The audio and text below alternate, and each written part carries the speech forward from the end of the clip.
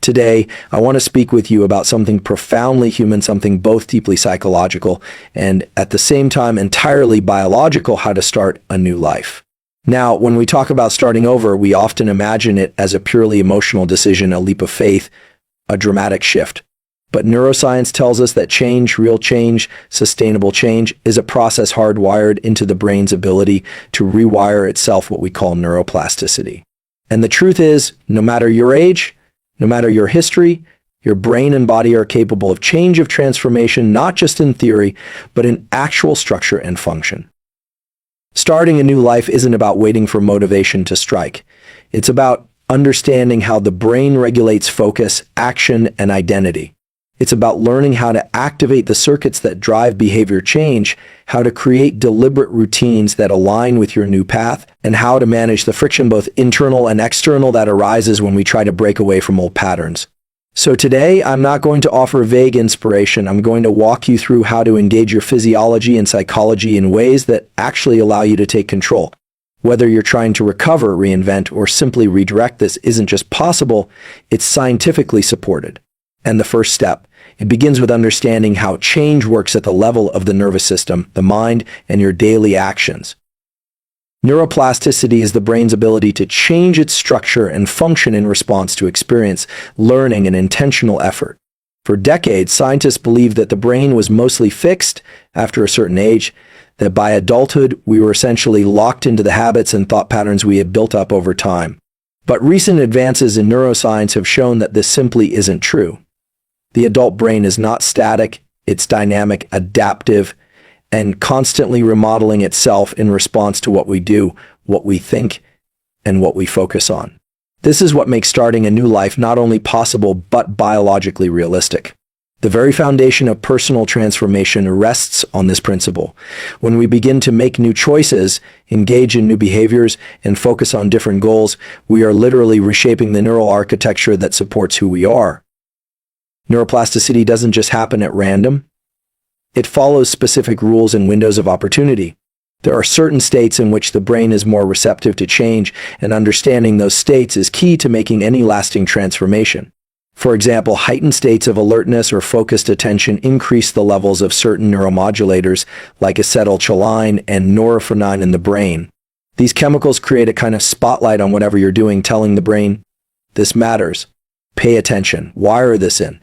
This means that when you engage in a new habit or thought process while in a state of focused attention, you increase the likelihood that it will stick. This is why so many behavior change efforts fail, not because people lack willpower, but because they don't understand how to work with their biology. At the same time, repetition is a key driver of neuroplastic change. The more we perform a particular action or revisit a specific thought pattern, the more the brain reinforces those neural connections. Neurons that fire together wire together. If you repeat something often enough and in a state of mental engagement or emotional significance, you begin to form new pathways that support that behavior automatically. This is how habits are created, not just as routines, but as actual structural changes in the brain's circuitry. And this is also how we can begin to override or diminish old patterns that no longer serve us. The more you activate a new circuit, the less energy and reinforcement goes to the old one. In time, the brain starts to favor the new identity you are building. It's also critical to understand that neuroplasticity isn't always positive. The brain doesn't judge whether a habit is good or bad, it simply wires in what is repeated and emotionally reinforced. This is why self-destructive behaviors or limiting beliefs can become so entrenched. If you've been telling yourself a story for years about who you are or what you're capable of, the brain has built architecture around that narrative. That wiring won't disappear overnight, but it can be rewritten by creating new associations, by repeatedly taking actions that contradict your old identity, and by staying consistent even when results are not yet visible. You send signals to the nervous system that change is underway. Another important principle is the role of deliberate practice and feedback. For neuroplasticity to support transformation, the activity must involve some level of challenge. Passive repetition doesn't drive plasticity nearly as effectively as effortful, targeted practice. This is true whether you're trying to learn a new skill, adopt a new mindset, or change a behavioral pattern, and feedback, internal or external, is crucial. It allows the brain to assess what's working, adjust strategies, and optimize for better outcomes. The process of rewiring the brain is not linear and setbacks are expected, but with the right system, the right timing, and the right focus, every failure becomes data for future rewiring. The final piece to understand is that your environment plays a massive role in shaping your neural patterns. The people you surround yourself with, the cues in your physical space, the content you consume, even your posture and breathing, all of it sends signals to the brain. These signals tell your nervous system what's relevant and what's not. If you want to start a new life, you must engineer your surroundings to support the version of yourself you're trying to become. When you align your internal goals with your external environment, you reduce the friction of change and increase the odds of success. The brain is always listening, always adapting, always updating its model of the world based on what it senses, feels, and expects. By taking conscious control of what you input into your system through actions, thoughts, habits, and contexts, you create the conditions for plasticity to work in your favor. Behavioral change begins with small, consistent actions, not motivation. This is one of the most misunderstood truths in neuroscience and psychology. Many people wait for a feeling of motivation to kickstart a new routine or initiate a major life change. They believe that once they feel ready, they will finally act, but the brain doesn't operate that way. Motivation is unreliable. It fluctuates based on your emotional state, your energy levels, and even your blood sugar. Relying on motivation is like building your future on a moving foundation. Neuroscience shows that action precedes emotion in many cases, not the other way around. Small actions, especially when repeated, are what drive lasting neural and behavioral shifts. When you take a new action, even something as simple as waking up and making your bed or going for a short walk in the morning, you activate specific neural circuits in the brain. These circuits link intention to execution. When this happens repeatedly, the brain starts to perceive that action as part of a routine pattern, and it becomes easier over time. The friction decreases. This is because the basal ganglia, a part of the brain involved in habit formation, becomes more efficient at triggering those behaviors automatically. Small actions are powerful because they bypass the need for large amounts of cognitive effort or emotional inspiration. They are manageable, sustainable, and they send a clear signal to the brain change is happening. One of the most valuable neurobiological principles here is the concept of limbic friction. Limbic friction refers to the internal resistance you feel when trying to do something new, especially when it conflicts with your current comfort or identity. This friction is highest when the task feels large or unfamiliar, but when you shrink the behavior into something small and repeatable, the brain doesn't interpret it as threatening. It's much easier to overcome that resistance. For example, instead of setting a goal to completely overhaul your lifestyle, you can start by drinking a glass of water right after waking up. It's not the size of the action that matters at first, it's the consistency that creates the momentum. This is how behavior change becomes scalable. The nervous system is designed to adapt to patterns over time. When you repeat small actions daily, you begin to shift the underlying neural architecture that controls habits, emotion regulation, and identity formation. Over time, these small behaviors become automatic. They require less conscious thought and effort. This is how real transformation begins, not through grand declarations or sudden leaps, but through repeated micro-decisions that compound. This process, sometimes called habit stacking, allows you to build complexity over time. One small habit links to another, and soon you have an entire network of new behaviors supported by a new neural framework. Another reason small, consistent actions are effective is because of the dopamine system. Dopamine is not just a reward chemical, it's a molecule that signals anticipation, pursuit, and motivation for future actions. When you take a small action and complete it, even if it's minor, your brain releases a pulse of dopamine. That dopamine gives you a feeling of forward movement.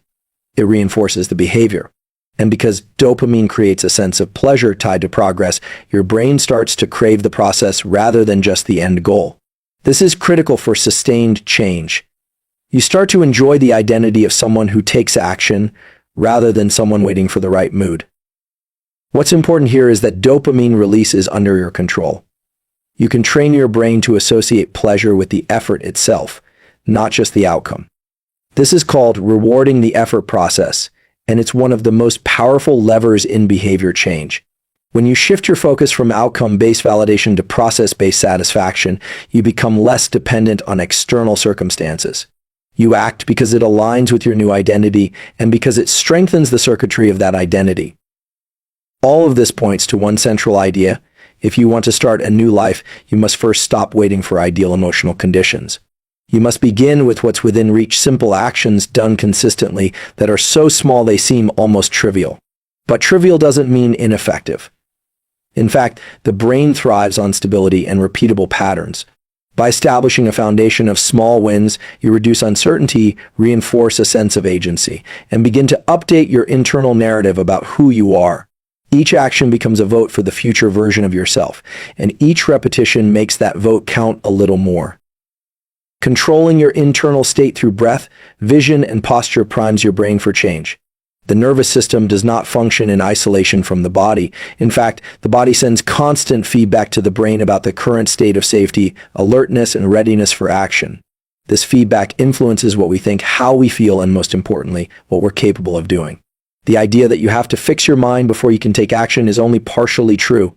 In reality, you can reverse that equation by adjusting your physiological state to set the conditions for clarity, focus, and behavioral change. The tools for doing this are not complicated. They are breath, visual focus, and posture, three systems that are under both automatic and voluntary control, and which interface directly with core brain structures related to mood, cognition, and motivation. Breathing is one of the most powerful levers available for shifting internal state quickly. This is because respiration is directly linked to the autonomic nervous system, which controls the body's stress response. Slow, deliberate exhalations stimulate the parasympathetic branch, which reduces stress and signals safety. On the other hand, short, sharp inhales can increase alertness when needed. One technique supported by science is the physiological side, 2 quick inhales through the nose followed by a long exhale through the mouth. This simple breathing pattern can rapidly calm the nervous system by offloading carbon dioxide and engaging circuits in the brainstem that control relaxation. By practicing deliberate breathwork, even for just 1 to 3 minutes a day, you can shift from a state of overwhelm or lethargy into a state of calm readiness. This physiological shift lays the groundwork for behavioral flexibility, making it easier to adopt new habits and break old ones. Vision is another powerful tool. The way you direct your eyes sends signals to the brain about what to prioritize. When you focus your gaze narrowly on a single point, you engage what's called focal vision, which is linked to alertness and task engagement. This activates systems in the brain that increase norepinephrine and acetylcholine, 2 chemicals that sharpen attention and promote learning. On the other hand, when you expand your gaze into panoramic vision, allowing your eyes to relax and take in the entire visual field, you signal to your brain that you're safe. This reduces stress and can even lower your heart rate. The visual system is like a steering wheel for the brain. By deliberately shifting your visual focus, you can move into states of higher arousal or relaxation, depending on what the moment requires. This gives you real-time control over your cognitive and emotional state, allowing you to align your inner physiology with the demands of the task at hand. Posture is equally influential. How you carry your body informs the brain about your confidence, energy, and level of threat. Upright posture activates circuits in the midbrain and cortex associated with agency and motivation. Slouched or collapsed posture, on the other hand, can reinforce a sense of defeat or helplessness. These postural cues are not just metaphorical, they are literal signals that your nervous system uses to decide what's possible. Adjusting your physical stance is not about pretending to be confident, it's about creating the neural conditions for confidence to emerge. Research shows that even brief changes in posture can alter hormonal profiles, increase cognitive flexibility, and reduce stress. Standing tall, aligning the spine, and opening the chest are simple actions that prepare the body and brain for action. These physiological tools are especially important when starting a new life because the process of change is inherently stressful. The brain is designed to favor familiarity, predictability, and energy conservation. Any deviation from known patterns triggers internal resistance. By using breath, vision, and posture as entry points, you can modulate your state from the bottom up, reducing the friction that usually accompanies change. These tools allow you to access executive functions such as planning, decision-making, and self-control more reliably. When your internal state is aligned with your goals, your capacity to act on them improves significantly. What's essential to understand is that these systems are always operating whether you're aware of them or not. You are constantly breathing, seeing, and carrying your body in space. The question is whether you're using these processes consciously or unconsciously. When used with intention, they become tools for self-directed change. They allow you to shift from reactive patterns to deliberate action. This is what makes them so powerful. You don't have to wait for the perfect thought or the ideal mood. You can initiate change by regulating your physical state first. Goal-directed routines reshape identity through repetition and reinforcement. When we talk about personal transformation, we often imagine a sudden of clarity or a major event that changes everything. But neuroscience shows that lasting change rarely works that way.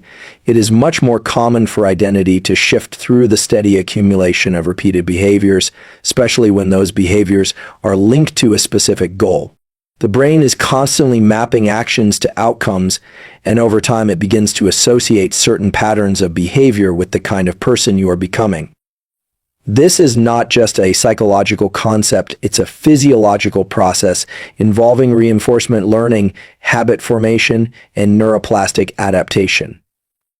The brain relies heavily on cues from the environment and internal states to decide what to do next. It learns by experience, tracking what happens when you engage in certain behaviors and updating its internal models based on results. This feedback loop is what allows us to adjust, optimize, and build new patterns over time. But for this loop to be effective, there must be consistency. A single act of change sends a weak signal to the nervous system. It may feel meaningful in the moment, but without repetition, the brain quickly reverts to its default mode. What repetition does is it strengthens the synaptic connections between neurons involved in the desired behavior. Over time, the action becomes more efficient, more automatic, and more reflective of your self-image. Routines are powerful because they offload cognitive effort. When a behavior becomes a routine, it requires less active decision-making. This is crucial because willpower is a limited resource. You cannot rely on conscious effort alone to sustain long-term change. Instead, you must design systems and structures that make the desired behavior the default option. Goal-directed routines serve this function. They act as anchors in your day that reinforce your commitment to a specific outcome. They also reduce the need for moment-to-moment motivation, which is unreliable and easily disrupted by stress, fatigue, or distraction. The key to making routines effective is tying them to a clear goal. A routine without a goal is just motion.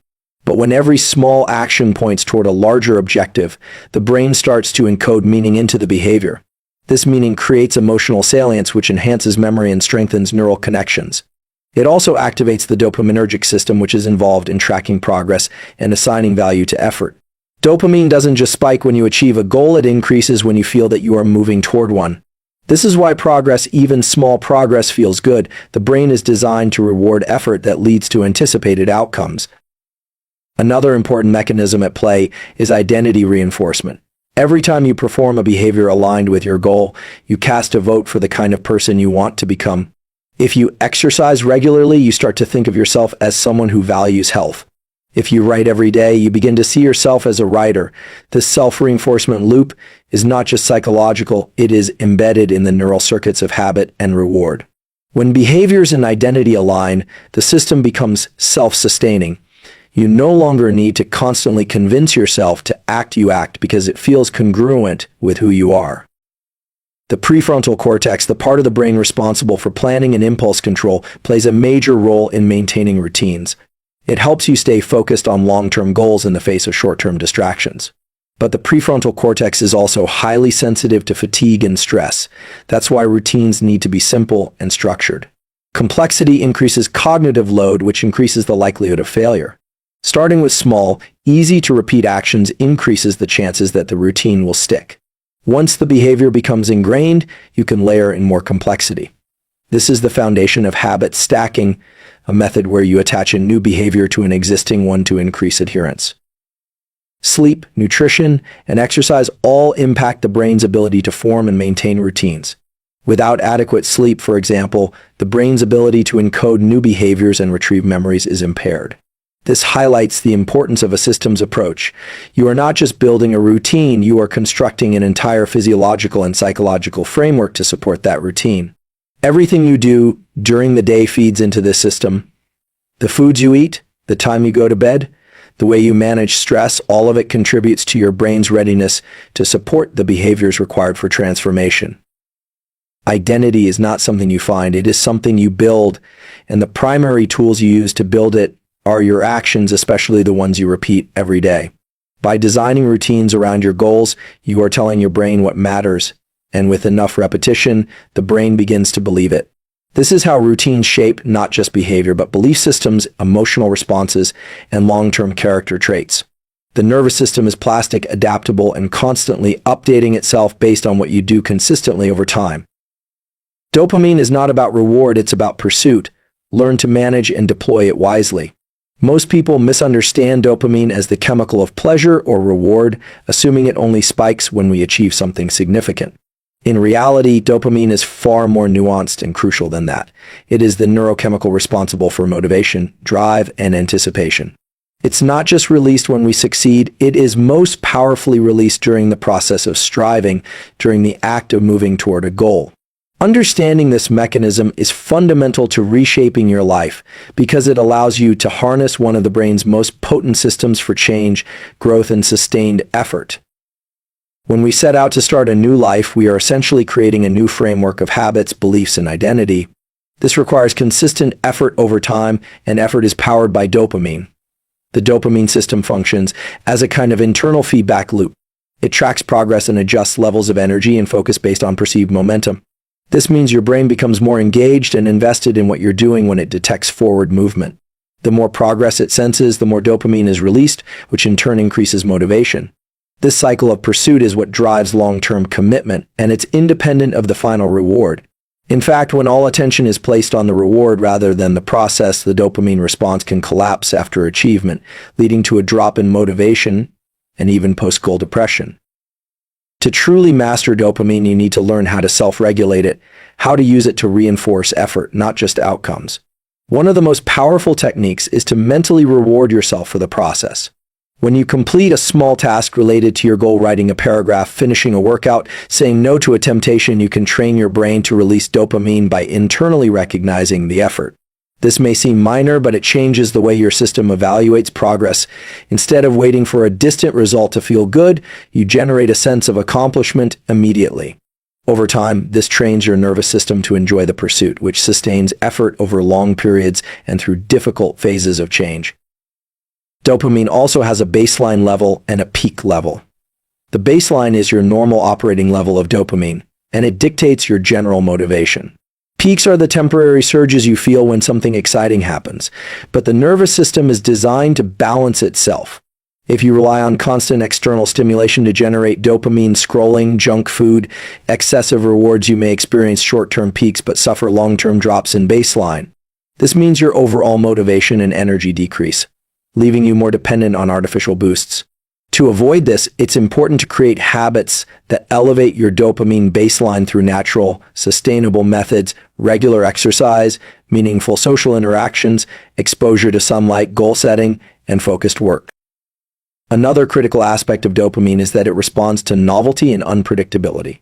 When you encounter something new, dopamine levels rise sharply. This explains why new habits or life changes often feel exciting at first, but novelty fades, and with it, the dopamine spike. This is where most people give up, assuming the loss of excitement means something is wrong. In reality, this is the moment when discipline and understanding of the dopamine system become most important.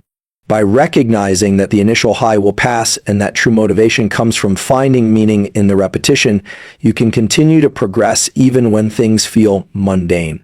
You can recreate small amounts of novelty within routines by adjusting the environment, tracking progress in new ways, or introducing slight variations to tasks. The prefrontal cortex, which governs planning and self-control, interacts directly with the dopaminergic system. When you visualize a goal and break it into actionable steps, your brain can assign dopamine to each sub-goal. This chunking process makes large goals more approachable and keeps the system engaged. Each completed subtask delivers a pulse of dopamine, reinforcing the behavior and maintaining momentum. This strategy not only builds progress, it builds resilience. The brain learns to associate effort with satisfaction rather than stress. It's important to note that dopamine alone is not the full picture. It works in coordination with other systems like serotonin, which governs contentment, and the autonomic nervous system, which modulates arousal and calm. If dopamine is always high, it can lead to burnout, impulsivity, and dissatisfaction. The key is balance, creating conditions for dopamine to rise during action, then allowing the system to reset through rest, reflection, and recovery. This creates a healthy rhythm between pursuit and presence, between striving and stillness.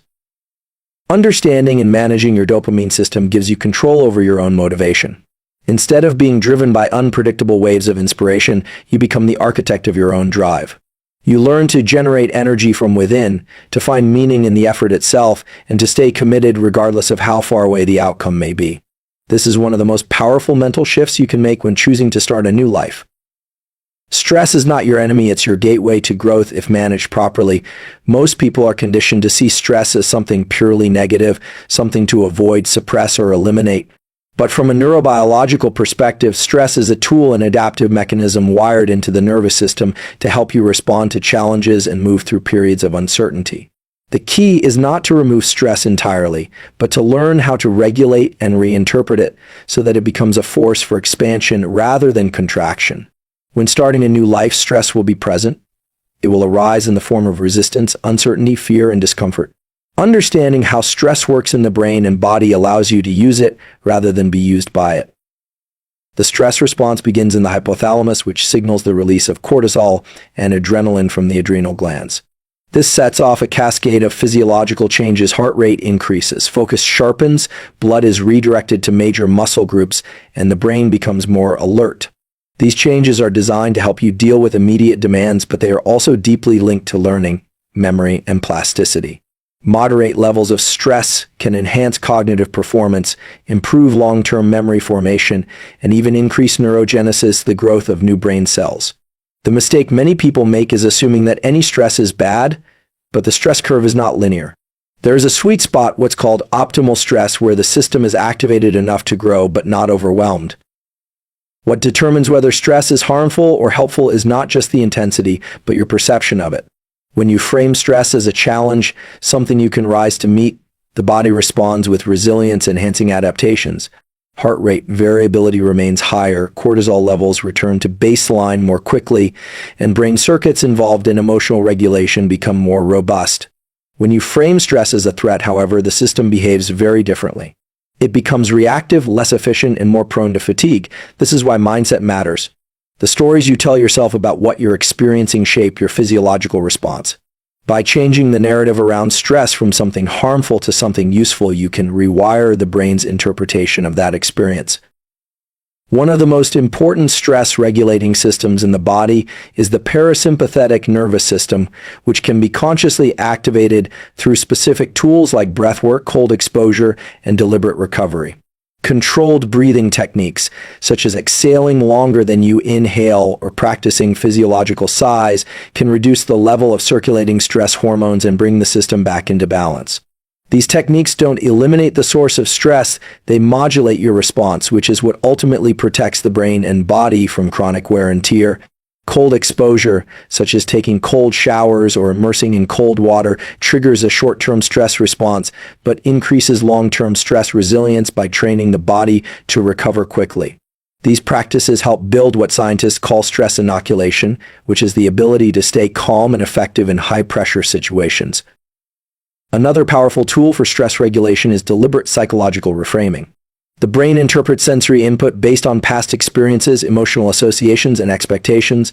If you approach a difficult conversation or a new environment with the belief that it will break you, your stress system will act accordingly.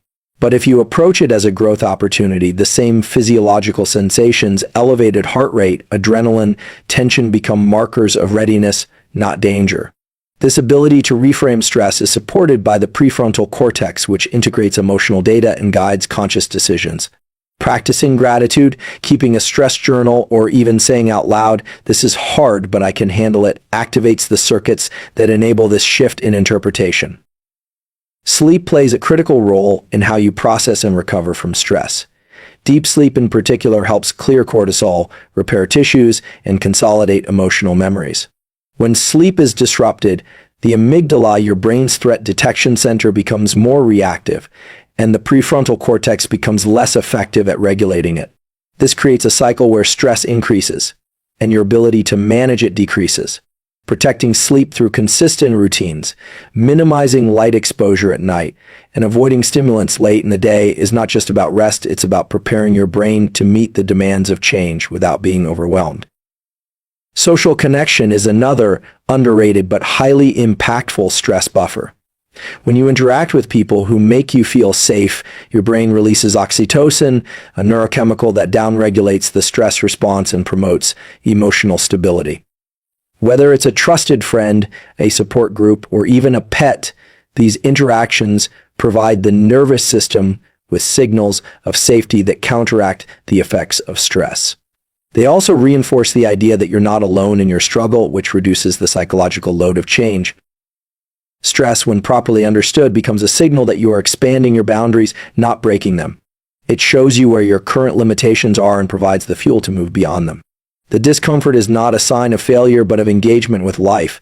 By learning to regulate the physiological components of stress and reframe its meaning, you build the capacity to keep going even when things are uncertain. The nervous system is not fixed. It is constantly learning and adapting based on what you expose it to and how you interpret those experiences. Stress becomes a training tool, a feedback mechanism, and a pathway to the transformation you are seeking when you decide to start a new life.